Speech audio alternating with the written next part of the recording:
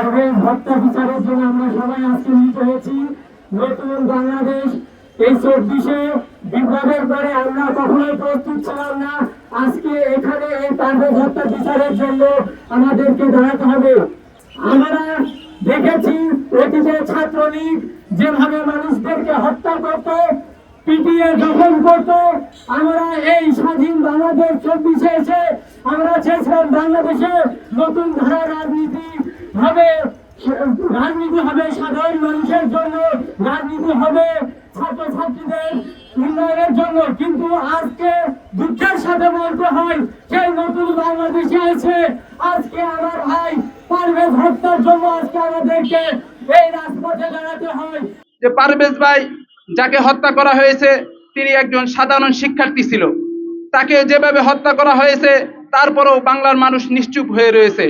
আমাদেরকে স্পষ্ট মনে রাখতে হবে, যেখানে অন্যায় হবে সেখানে আমাদেরকে প্রতিবাদ করতে হবে। পারভেজ ভাই একজন সাধারণ শিক্ষার্থী, এই দিকে বিবেচনা করে আমাদেরকে তাকে যারা হত্যা করেছে তার সুষ্ঠু বিচার বাংলার জমিনে করতে হবে। আমাদের সহযোদ্ধা বাংলাদেশ জাতীয়তাবাদী ছাত্র দলের প্রাইম বিশ্ববিদ্যালয় শাখা ছাত্র দলের একজন নিবেদিত প্রাণকর্মী, যে বৈষম্য বিরোধী ছাত্র আন্দোলনের রাজপথে কঠোর ভূমিকা রেখেছে, যার রক্তে রঞ্জিত ছিল রাজপথ, সেই ছাত্র নেতা প্রিয় ছোট ভাইকে হত্যা করেছে বৈষম্য বিরোধী নামধারী কথিত কয়েকজন ছাত্র নেতা, যারা বনানী থানা বৈষম্য ছাত্র আন্দোলনের ব্যানারে আছে এবং তারা যুগ্ম সচিব এবং যুগ্ম আহ্বায়ক পদে আছে। তাদেরকে এখনো প্রশাসন গ্রেফতার করতে পারেনি। উপস্থিত সাংবাদিক ভাইয়েরা, আপনাদের মাধ্যমে আমি স্পষ্ট জানাতে চাই, অতি দ্রুত সেই কালপিট দুইটা সহ আরো কয়েকটি ছাত্রী ছিল, তাদেরকে গ্রেফতার করতে হবে। সরকারের মন্ত্রী পরিষদের বিভিন্ন দায়িত্বে তাদের কাছে আমাদের উদাত্ত আহ্বান থাকবে, সে যেই হোক না কেন, যে দলেরই হোক না কেন, প্রথম কথা হচ্ছে এই যে বিচার বহির্ভূত হত্যাকাণ্ড যেগুলো অতর্কিতভাবে বিভিন্ন প্রতিষ্ঠানে চলমান রয়েছে, এটা যেন পরবর্তীতে আর না হয়। আর যারা এই সিসিটিভি ফুটেজ রয়েছে, এই ফুটেজ ধরে অনতিবিলম্বে এই অপরাধীদেরকে গ্রেপ্তার করতে হবে এবং দৃষ্টান্তমূলক শাস্তির আওতায় আনতে হবে। প্রাইম এশিয়া বিশ্ববিদ্যালয়ে ছাত্র দলের ছোট ভাই আন্দোলন সংগ্রামে এবং এই আগস্ট আন্দোলনে, জুলাই আন্দোলনে যার ভূমিকা রাজপথে ছিল, আমাদের প্রিয় ছোট ভাই পারভেজকে হত্যা করা হয়েছে। অত্যন্ত দুঃখের সঙ্গে বলতে হয়, এই হত্যার সঙ্গে জড়িত সাবেক ছাত্রলীগ কর্মীরা। এবং আফসোস হয়, জুলাই আন্দোলনে যে ব্যানারের মাধ্যমে আমরা রাজপথে আন্দোলন করেছি, বৈষম্য বিরোধী আন্দোলনের এই ব্যানারকে আমরা সকলে একসাথে, সকল মতের মানুষ একসঙ্গে এসে খুনি হাসিনাকে বিতরিত করার জন্য রাজপথে রক্ত ঢেলে দিয়েছি। কিন্তু আফসোস, এই ব্যানারকে কাজে লাগিয়ে বা এই ব্যানারটি আজকে ছাত্রলীগের পুনর্বাসনের একমাত্র কারখানা হিসেবে পরিচিত লাভ করেছে। দুঃখ হয় আমাদের যে ব্যানারটির মাধ্যমে বাংলাদেশের গণতান্ত্রিক আন্দোলনে,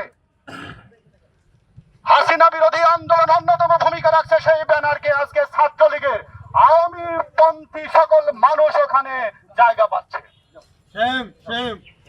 অবিলম্বে বৈষম্য বিরোধী আন্দোলনের নেতৃবৃন্দ সহ নাগরিক কমিটির সকল নেতৃবৃন্দকে আহ্বান জানাবো, ছাত্রলীগ সহ আওয়ামী পুনর্বাসন বন্ধ করুন। এই বাংলাদেশে আওয়ামী পুনর্বাসন চলবে না। এবং আমরা আরো একটি কথা স্পষ্ট ভাবে বলতে চাই, ইদানিং দেখা যাচ্ছে আওয়ামী লীগ টার্গেট কিলিং শুরু করেছে, বিভিন্ন জায়গায় টার্গেট কিলিং হচ্ছে এবং তার অন্যতম টার্গেটে পড়ছে বাংলাদেশ জাতীয়তাবাদী দল এবং জাতীয়তাবাদী ছাত্র দলের নেতাকর্মীরা।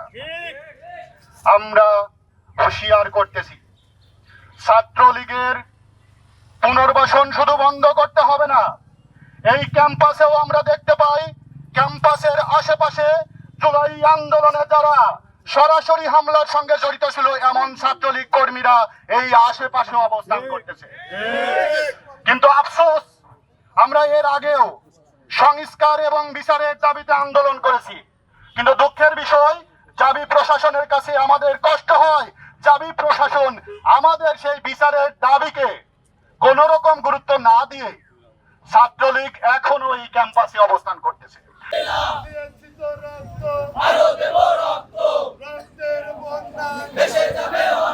প্রাইম এশিয়া ইউনিভার্সিটির মেধাবী ছাত্র পারভেজকে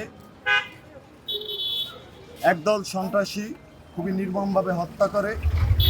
5ই আগস্ট খুনি হাসিনা বিদায়ের পরে এইরকম হত্যাকাণ্ড এই সোনার বাংলায়, এই বাংলাদেশে, এই স্বাধীন বাংলাদেশে সাধারণ ছাত্র সমাজ কখনই মেনে নেয় না। এই সন্ত্রাসীদের সাথে, এই হত্যাকাণ্ডের সাথে যে সমস্ত সন্ত্রাসীরা জড়িত, ইতিমধ্যে গণমাধ্যমেই প্রকাশ পেয়েছে তারা একটা নির্দিষ্ট দলের অনুসারী পদধারী নেতা। এক পক্ষ চাচ্ছে তাদেরকে বাঁচানোর জন্য, কিন্তু আমরা সুস্পষ্টভাবে বলে দিতে চাই এই হত্যাকাণ্ডের সাথে যারা জড়িত, তারা যে দলের হোক, তারা যত ক্ষমতাশালী হোক, তাদের বিচার এই বাংলার মাটিতে অচিরে করতে হবে। আজকে আমাদের ভাইকে বিনা অপরাধে, আপনারা দেখতেছেন বিনা অপরাধে তাকে হত্যা করা হয়েছে। আমরা এই হত্যার প্রতিবাদ জানাই। এখানে এসেছি আমাদের একজন মেধাবী ছাত্রদল নেতাকে প্রকাশ্য দিবালোকে হত্যা করা হয়েছে। আমরা এই আজকের এই বিক্ষোভ মিছিল থেকে এই নৃশংস হত্যাকাণ্ডের সুষ্ঠু বিচার চাই, এবং এখান থেকে আমরা বলে দিতে চাই আগামীতে যদি বাংলাদেশের এই শান্তি বিনষ্ট করার জন্য কোনো ধরনের ষড়যন্ত্র করা হয়, বাংলাদেশ জাতীয়তাবাদী ছাত্র দল সর্বোচ্চ শক্তি নিয়ে রাজপথে থাকবে এবং কি এই সন্ত্রাসীদেরকে প্রতিহত করবে ইনশাআল্লাহ।